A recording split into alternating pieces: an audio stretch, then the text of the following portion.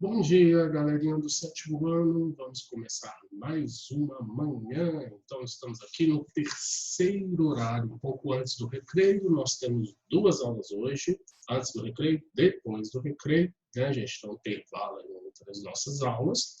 Hoje a gente está aqui, dia 14 de maio de 2020, manhãs cada vez mais frias, mais difíceis de acordar, não é mesmo? Mas nem por isso podemos perder o conhecimento em ciências. E o que vimos na terça-feira? Terça-feira nós falamos dos biomas mundiais e dos biomas brasileiros, né? Então nós tivemos uma aula bem enriquecedora sobre isso, que a gente já vem estudando desde o sexto ano, e agora a gente vai aprofundar mais nesse estudo. Então hoje a gente começa a estudar algum tipo desses biomas. Nós separamos eles em três: áreas florestadas, áreas abertas e os ambientes aquáticos, né? Então, a gente vai discutir sobre esses três tipos de biomas aqui no Brasil. E vamos começar pelas formações florestadas. Então, vamos falar de floresta amazônica, vamos falar de mata dos cocais, que é assunto novo do sétimo ano, vamos falar da Mata Atlântica, araucárias, e outras vegetações florestais que temos aqui no nosso país. Belezinha? Então vamos acompanhar aqui comigo esse capítulo aqui, que está muito legal. Então, vamos ver aqui os nossos slides.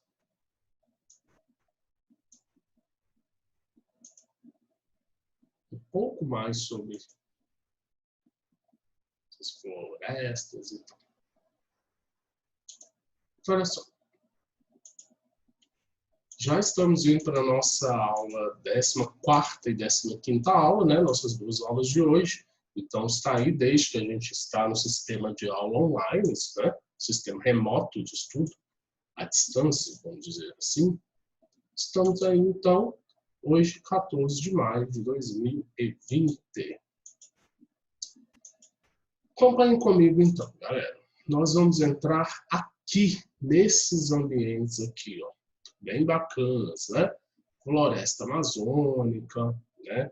Mata das araucárias, matas dos cocais, manguezais, também podem ser consideradas áreas florestadas, e por aí vai.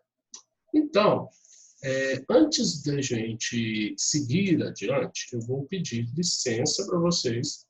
Eu vou dar uma interrompida aqui na aula e já volto. Mas é segundo, tá? É só porque, para a nossa aula ficar mais no clima, né? Vamos mudar um pouco esse cenário, o figurino, já que a gente vai falar de floresta. Eu tive uma boa ideia, me aguarde.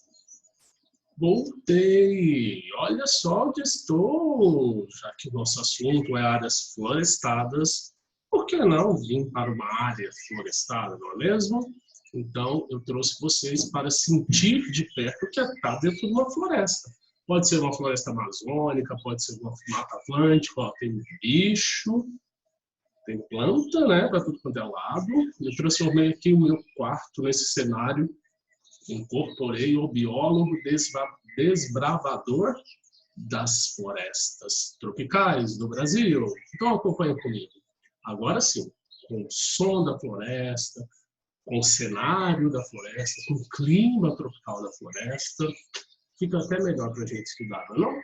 Então, olha só, onde a gente parou mesmo, os nossos slides. Aqui. Vamos continuar aqui. Então, meninos, nós vamos falar desses biomas brasileiros aí, né? Do qual a gente já viu, falamos um pouco só na terça-feira, algumas breves informações de cada um desses biomas aí, mas agora a gente vai a fundo nesses biomas das formações florestais brasileiras. Então acompanhe comigo aqui. Vamos ver o que a gente tem para ver desses biomas. Primeiro que a gente vai ver a maior floresta do mundo, a floresta amazônica, né, que se localiza em boa parte do Brasil. A floresta amazônica, ou Amazônia, simplesmente a Amazônia, é considerado um dos biomas mais importantes da Terra, a maior floresta tropical do planeta. Não é exclusivamente do Brasil, embora a maior parte da Amazônia fica em território brasileiro, né? E é um dos biomas com maior biodiversidade, lembrando que biodiversidade é diferenças de animais e vegetação, né? Quantidade diferente de espécies, ok? Então a Amazônia tem muito. E ela fica em boa parte no norte da América do Sul, né? Pegando aí, além do Brasil, mais 8 países: Bolívia, Peru, Equador, Colômbia, Venezuela, Guiana, Suriname e Guiana Francesa. Beleza? Seguindo. Aqui a gente tem um mapa da floresta amazônica, que, como a gente já viu na aula anterior, já foi bastante degradada. Não tanto quanto a Mata Atlântica, mas perdeu muita área verde por causa do desmatamento, de queimadas, né? Como a gente vê, tem muitos rios, olha a quantidade de rios, e aqui o maior de todos, né? O Rio Amazonas e os seus afluentes. Então, está aí a floresta amazônica, essa cobertura florestal entre 2010 e 2014. Vamos seguir aqui que a gente vai falar. Os principais ecossistemas que a gente pode ver dentro da Amazônia. Então, lembrando que ecossistema são regiões com seres vivos e seres não vivos dentro de um bioma, né? Lá a gente tem áreas inundadas, que são rios que alagam florestas, né?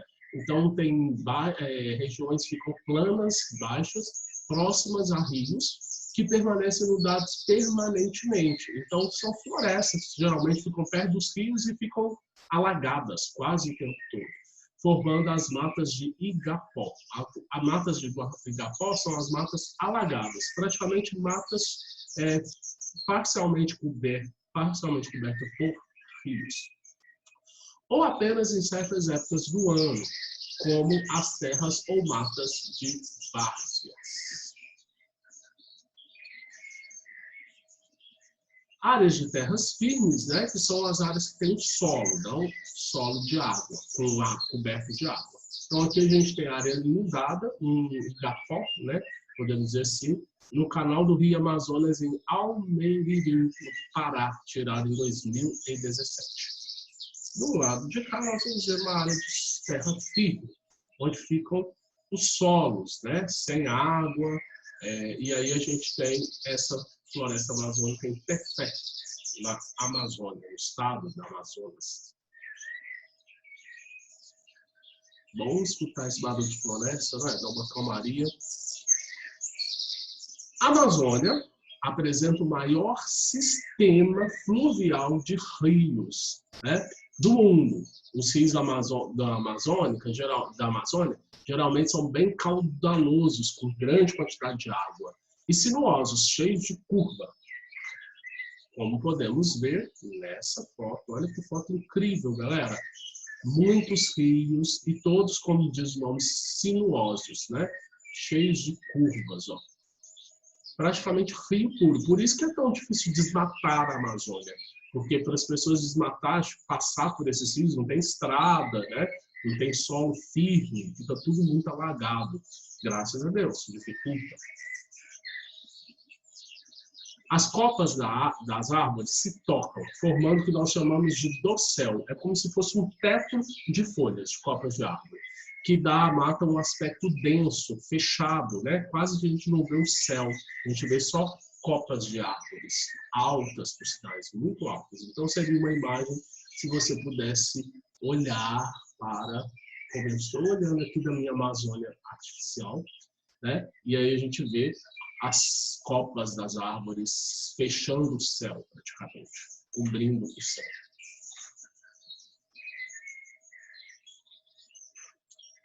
A Amazônia, como a gente falou no slide anterior, é muito rica em fauna e flora e, portanto, tem uma das maiores biodiversidades do mundo, não é mesmo? Preásia. Olha aqui, o preá, eu já mostrei ele no ano passado para vocês, quando a gente estudou cadeia alimentar. Lembra? Eu levei ele para o laboratório, né?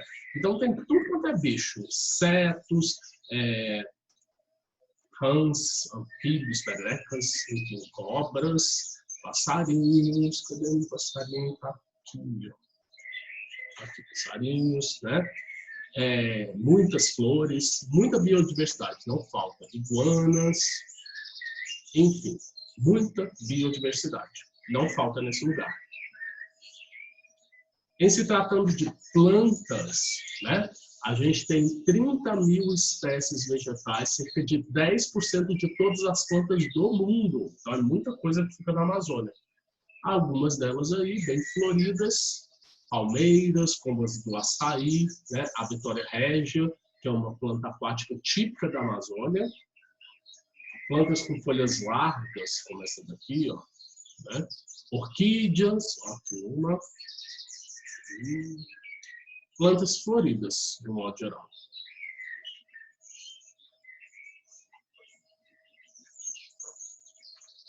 E se tratando de animais, né, a fauna também apresenta números impressionantes. Por exemplo, há mais de 400 espécies de mamíferos, né? Ou seja, muitos macacos, micos, enfim. 1.300 espécies de aves, cerca de 400 espécies de répteis, 430 de anfíbios, como as rãs, pererecas da Amazônia, 3.000 espécies de peixes e mais de 1.000 espécies de invertebrados, entre uma boa parcela artrópodes, como insetos, borboletas, formigas, abelhas, besouros bem grandes, né? Aranhas, mais besouros, escaravelhos, tudo isso são típicos na região amazônica. Então aí uma foto da fauna de lá, né? Muitos papagaios, pássaros muito coloridos, corujas, borboletas, capivaras, tamanduás, gafanhotos, cobras, lagartos, beija-flores, muito diversa a fauna da floresta amazônica.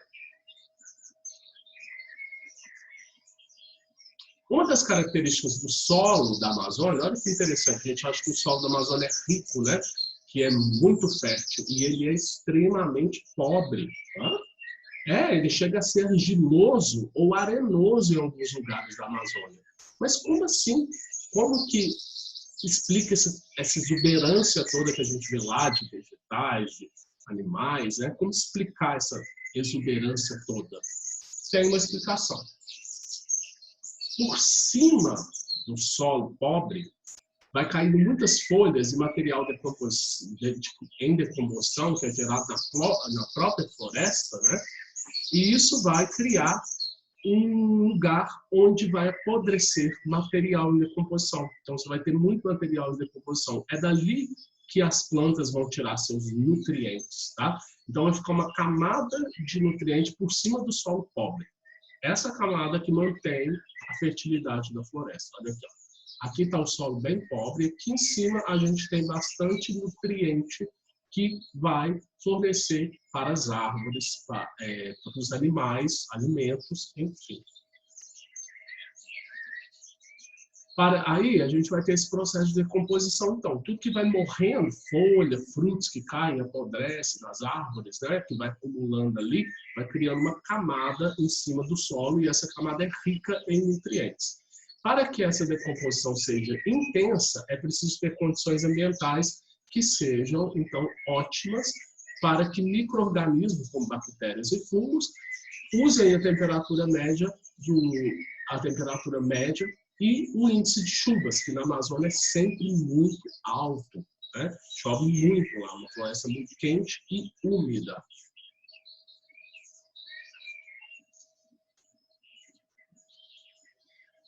Vamos seguir. Olha só. Para que possamos preservar os seres vivos da floresta amazônica, é necessário conhecer as particularidades desse bioma. Por isso que a gente estuda a Amazônia, né? Para que a gente possa levar as informações e saber que lá tem muita coisa importante que a gente precisa preservar. Então, quando a gente conhece, a gente aprende a respeitar e aprende a preservar. Então, aqui a gente vê, por exemplo, a castanha do Pará, né? Castanheira do Pará, que chega a uma altura impressionante, 50 metros. Aqui a gente tem, na B, o macaco sauim de coleira, né? Porque ele tem esse, vamos dizer assim, uma coleira branca aqui no pescoço. A gente tem o famoso guaraná, com efeito dos refrigerantes, bebidas, né? O guaraná é um fruto típico do Amazonas, ele tem essa semente preta aqui, do qual se faz extrato de guaraná também, né? Que é usado até como energético para as pessoas não dormirem. E o famoso açaí, né? O açaí também é um fruto típico da Amazônia. Olha como a Amazônia tem tanta coisa que está aqui pertinho da gente, que a gente come, bebe, né? Nos nossos dia a dia. Por isso é importante preservar, senão isso tudo aí pode acabar. Mas está difícil, né, galera? Está difícil preservar a Amazônia, porque nos últimos anos a gente viu a questão do desmatamento e das queimadas, que a gente vai falar um pouquinho mais para frente. Vamos falar da pesca da Amazônia, né? A pesca é muito intensa, já que tem muito rio lá, muita pesca sustentável na Amazônia.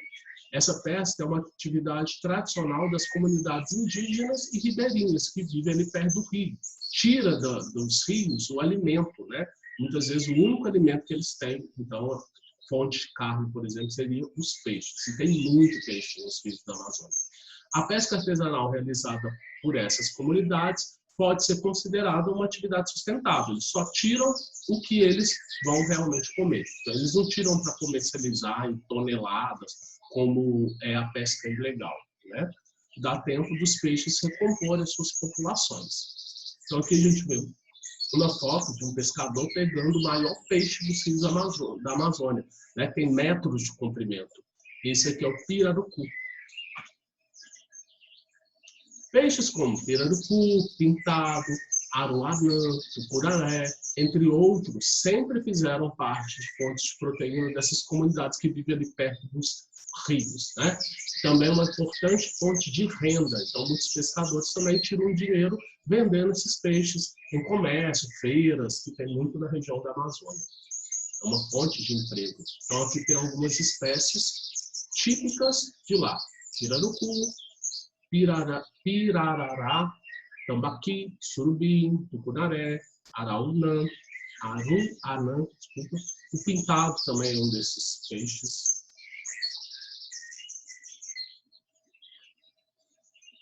O pirarucu, por exemplo, é o maior peixe de água doce brasileiro, um dos maiores do mundo, e pode ser criado em cativeiro. Tem até um projeto criado em 2017 para procriar esse peixe em cativeiro, né? Ele pode ser vendido em feiras, no comércio, açougues, de modo geral, e ele não agride a natureza porque ele em cativeiro reproduz muito rápido, eles não pescam as fêmeas grávidas, né, que seria um problema, que diminuiria a população, o que a gente chama de piracema, pescar na piracema, né? Então, ele sendo criado em cativeiro tem todo esse controle e até uma forma sustentável com esse peixe. Só que existe há muitas décadas, né, a pesca comercial em larga escala na Amazônia tem sido intensificada e realizada sem fiscalização necessária. Então, o pessoal está pescando na época que não pode, tipo piracema. Isso está prejudicando a população de vários peixes. O estoque de peixes dos lagos, lagoas e igarapés e rios da região tem diminuído ano após ano. Então, está vendo um impacto quando você faz pesca ilegal e pesca em grande escala? Os peixes não conseguem repor suas populações, né? E isso vai poder levar a esses animais à extinção naqueles rios. Essa prática está associada, em geral, à pesca clandestina, sem controle das autoridades, e é realizada em períodos de defeso, período de reprodução, quando a pesca é proibida, a famosa piracema, né? Então, esse é o grande problema das pescas. Olha aí, por exemplo, olha o tanto de pirarucu. Se ele for tirado em grande escala assim, não dá tempo deles reproduzirem, né? E também você vai vários casais que poderiam gerar filhotes aqui, né, e manter a população, são exterminados por uma pesca em grande quantidade. Também outros fatores têm contribuído para essa queda na produtividade pesqueira. As imagens dos rios, onde se situam alimentos de peixes, como frutos que caem nas águas, insetos, que vivem ali vêm sendo degradados com a derrubada da mata ciliar de forma criminosa. O que é a mata ciliar? Se, igual os nossos cílios, né, nos olhos, eles não deixam que algumas sujeiras caiam em nossos olhos. A mata ciliada são árvores que ficam em volta dos rios, cujos troncos cercam, por exemplo, erosão do solo, lixo que pode vir a cair nos rios. E, além disso, muitas árvores dessas têm frutos, e os frutos, quando caem na água, viram alimentos para os peixes. Então, quando você desmata a mata ciliar, você tá tirando a barreira para erosões, lixo, e você está tirando alimentos dos peixes aquáticos. E aí muitos peixes desaparecem daquelas regiões e vão caçar comida em outras regiões que ainda tem a mata ciliar. Tá? Então, um grande problema que está sendo diminuindo a população de peixe também é essa retirada da mata ciliar. Olha só, o desmatamento da floresta amazônica ocorre em níveis bem preocupantes, né? Segundo o Instituto Nacional de Pesquisa, o INPE, parte brasileira da floresta amazônica, de até aproximadamente 5 milhões de quilômetros quadrados, já teve até 2016 uma área desmatada equivalente a 455 mil campos de futebol, galera. É muita coisa, é assustador, né? 455 mil. Se fosse 455 campos, ainda seria uma coisa assustadora. 455 mil é uma coisa assim, imaginável, mas já foi devastado. Em suas dimensões de 90 metros por 120 metros. Coisa pra caramba, não gosto nem de imaginar. Mas dá uma olhada nessa foto aí, que triste. Olha só, tanto de árvore derrubada por desmatamento, né? Essa tem sido uma realidade constante nesse bioma brasileiro. Os principais fatores de desmatamento são as queimadas, né, que o povo geralmente queima para poder criar gado, a extração de madeira e a ampliação das áreas para agricultura. Então, para plantar, principalmente. Transformar a floresta em fazenda, basicamente. Aí a gente tem, ó, estima-se que, mantendo esse ritmo, né, desmatando esse tanto que está, em 20 anos, 40% da Amazônia estará sendo destruída e 20% estará bem diferente do aspecto original. Muita coisa, 40% é quase metade da Amazônia. Em 20 anos, né? E aí a gente tem mais outra imagem triste. Ó. Estrada de um lado, estrada do outro e floresta derrubada aqui, toda derrubada. Cenários como esses têm sido cada vez mais constantes, infelizmente. Desmatamento e queimada. A gente já estava falando de desmatamento, agora vamos continuar falando mais um pouco disso. Desmatar significa retirar a vegetação de um local. Em grande parte, o desmatamento é causado por seres humanos. Claro que tem desmatamentos naturais, por exemplo, elefantes podem desmatar florestas, matas, né? Formigas cortadeiras podem levar florestas inteiras a perder suas folhas, dependendo da população dessas formigas, mas a grande parte é o ser humano mesmo, né? Principalmente em grande escala. O desmatamento de florestas brasileiras começou logo após a chegada dos portugueses ao Brasil. Vocês viram naquele mapa da semana passada como a Mata Atlântica foi devastada, né? Sobra-se hoje menos de 10% da área original. Por que a Mata Atlântica foi tão devastada? Para a construção das grandes cidades, São Paulo, Rio, Belo Horizonte, enfim. Também por procura do pau-brasil, que tinha um valor comercial muito alto naquela época, né? E era vendido para a Europa. Então, o desmatamento foi feio nessa região. Hoje sobraram menos de 10% da cobertura original da Mata Atlântica. Aqui nessa foto a gente vê que ferramentas como, por exemplo, a serra elétrica, né, intensificou o surgimento da serra elétrica, aumentou demais o corte da madeira, né, o desmatamento.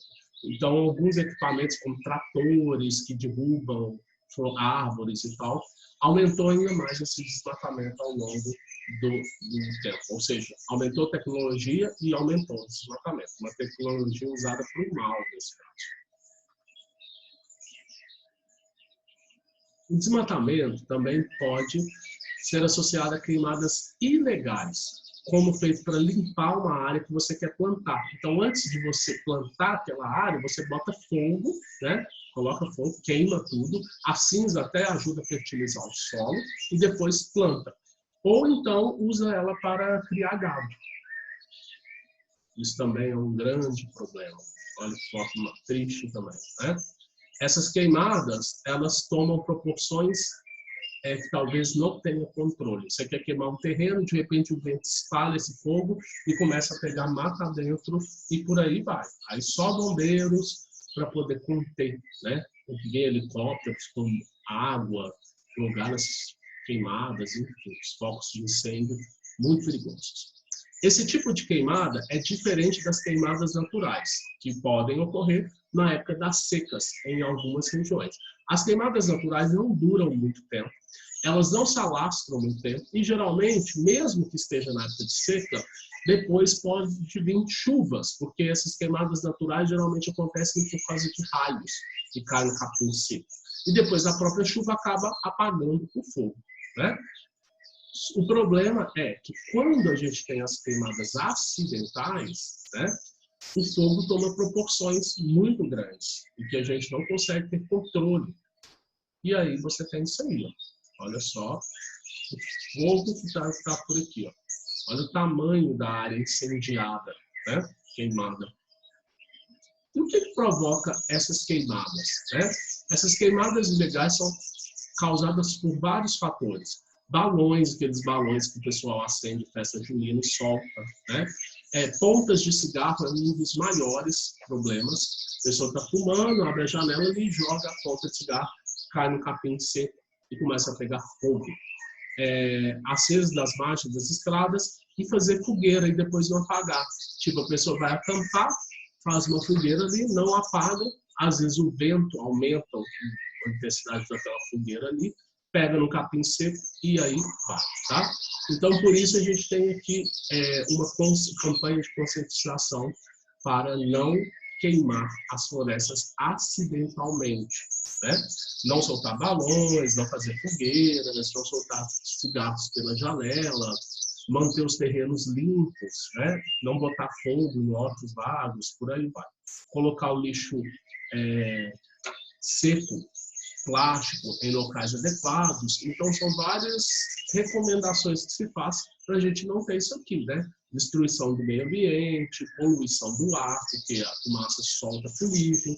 Se a gente respirar, como a gente estudou naquele capítulo de poluição do ar, causa um monte de problemas respiratórios, né? Cardíacos também, e assim vai. Aqui na minha floresta, o ar é bem puro e ela não está queimada.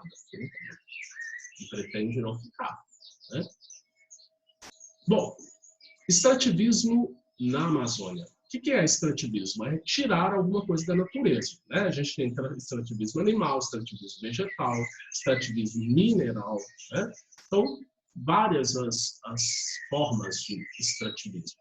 A cultura de extrativismo na Amazônia é bem presente. Vários exemplos são borracha, né, a seringueira, que vem da seringueira, o açaí, que é um fruto super comercializado hoje, vários peixes, que a gente já falou da pesca, o guaraná também, e a castanha do Pará. E as madeiras. O maior problema está aqui, as madeiras, por causa do desmatamento, né?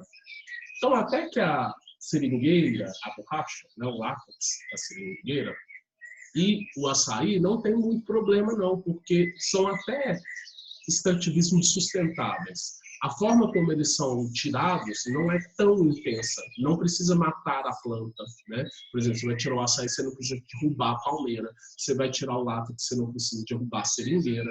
Então isso não prejudica muito, os impactos por eles não são muito fortes, não. Também esse extrativismo inclui óleo de algumas plantas, como a copaíba, e artesanatos com sementes. O pessoal faz colar, né? Muito artesanato indígena, colar, cuias, objetos de madeira, colheres, garfos, enfim. São muito produzidos com frutos da Amazônia. Olha aí, essa aí é a copaíba. Ela serve para produzir um óleo medicinal, né? Que tem um monte de propriedades para curar um monte de doenças. O látex, que é tirado para fazer a borracha da árvore seringueira. Um dos problemas que se enfrenta hoje na Amazônia é justamente a falta de projetos que sejam viáveis do ponto de vista sustentável. Então, está faltando coisas sustentáveis na Amazônia, né? Para não degradar o ambiente. A extração de madeira, aliás, vamos ver isso aqui primeiro. No entanto, a extração de madeira de forma sustentável é muito mais difícil e requer planejamento e fiscalização. Porque o povo que vai desmatar não quer saber de reflorestar, de plantar outras mudas, quer lá tirar as árvores, deixar tudo lá desmatado e tchau, né? A extração da madeira, muitas vezes, é feita de forma ilegal, com desmatamentos não autorizados por meio de trabalho, olha só, trabalho infantil escravo, gente. Ambos precisam ser combatidos. Até hoje o Brasil tem essa forma de trabalho escravo. E o infantil também não é nada bacana, né? Tirando as crianças da escola, enfim. E aí a gente tem cenas terríveis como essa. Olha a quantidade de tronco de árvore, olha a quantidade de árvore que foi derrubada para extrair a madeira. Portanto, temos a oportunidade de manter a floresta em pé e dela extrair de forma sustentável produtos que podem melhorar a qualidade de vida das pessoas. Para agirmos em busca de desenvolvimento sustentável, devemos apoiar projetos que visem a sustentabilidade, não apenas ambiental, mas também social e econômica. Né? O que seriam esses projetos sociais? Seriam aqueles projetos que viram renda renda para as famílias também, né? Que elas tiram da natureza o sustento delas, o trabalho delas. Por exemplo, projetos como esses, ó, extração de castanhas, de frutos da Amazônia. Essas pessoas vão vender, vão ter uma renda e elas estão cuidando da natureza. Né? Se elas destruírem a renda delas, elas ficam sem emprego. Então, elas também protegem a natureza.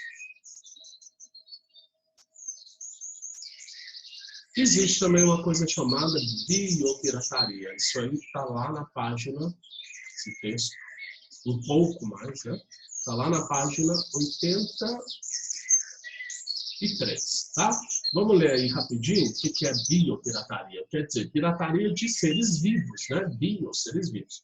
Uma das questões que está presente na Amazônia e causa grandes prejuízos é a existência da biopirataria, que consiste em quê? Na apropriação de recursos e saberes tradicionais, principalmente dos povos das florestas, utilizados na produção de fármacos, comésticos e outros produtos, sem nenhum retorno para essas comunidades. Então, a comunidade, por exemplo, ela conhece um fruto lá, conhece uma planta medicinal, aí vai um europeu lá e quer saber daquela planta, aí o coitado do moço que mora lá na floresta, sem estudo, sem nada, super humilde, fala para ele, não, essa planta aqui a gente usa para produzir um remédio tal, assim, assim. O que o cara faz? Pega a planta, estuda no laboratório, ganha um dinheiro, desenvolve um remédio, ganha um dinheiro e não dá retorno nenhum pro coitado que foi lá e mostrou a planta para ele. Foda, né? Porque a planta está no seu país, ali na floresta da pessoa, ele podia dar um retorno para a pessoa, ou mesmo um emprego, ela trabalhar no laboratório para ele, já o cara conhece como que cultiva, como que planta, cuida daquela espécie, onde que acha ela no mato, né? Mas não, o egoísmo é tão grande que a pessoa vai lá, ganha dinheiro, produz remédio, põe o nome da pessoa, aí o outro país ainda que ganha fama, nem o Brasil, né? Sendo que o produto é brasileiro. Isso é forma ilegal. Sob o selo da sustentabilidade, empresas levam da Amazônia de outros biomas de forma ilegal conhecimentos e produtos da floresta. Posteriormente, conseguem adquirir patentes desses produtos. Dessa forma, empresa brasileira ou estrangeira que queira utilizar esse produto patenteado, terá que pagar por isso. Até mesmo se o Brasil quiser comprar esse produto, aí ele vai ter que pagar, sendo que o produto é de alguma coisa da floresta nossa, né? Parte dos lucros obtidos pelas empresas que patentearam o produto do exterior deveria retornar às comunidades detentoras desse patrimônio. Se ainda fosse assim, né? Se parte desse dinheiro viesse para onde foi tirado aquele recurso, mas não. Por exemplo, o cupuaçu é um exemplo de fruto silvestre da região da Amazônia que foi alvo da biopirataria. Os japoneses biopiratearam o cupuaçu, fizeram cosméticos, remédios, vitaminas e depois queriam vender para nós brasileiros, sendo que o fruto é nosso. Olha que injustiça, que raiva, né? Desses japoneses. Vamos seguir aí, que a gente já está terminando. Na próxima aula, a gente vai conhecer a Mata dos Cocais e a Mata Atlântica, mais 2 biomas de formações florestais, tá bom, galera? Então, com isso, depois, se vocês quiserem assistir novamente, eu vou aproveitar agora esse recreio que vocês têm, vou dar uma observada nessa floresta, e daqui a pouco, depois do intervalo, eu volto com mais aulas de ciências, tá bom? Um abraço para vocês. Vou ficar aqui na paz da natureza.